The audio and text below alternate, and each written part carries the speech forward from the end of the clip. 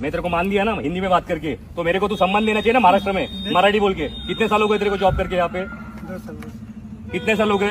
2 साल हो गए। हाँ, मराठी क्यों नहीं सीखा? मराठी का नाही येत तुला? शिकेगा सर। कधी शिकणार?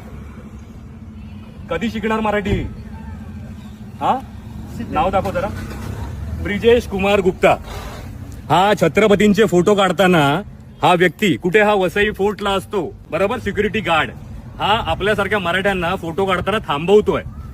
याचं काय केलं पाहिजे? आणि बोलतो हक्काने मला मराठी येत नाही. देखिए अभी ओके, मला बोललं असं काय बोलला? कोण बोलला? आता हे लोक काय बोलले ते ऐकत हे लोक नाही तू कोण दादागिरी दाखवते आम्ही, दादागिरी नाही तू बोला ना. दाखवलेली आहे. नहीं तुला फेमस व्हायचंच आहे म्हणजे ना.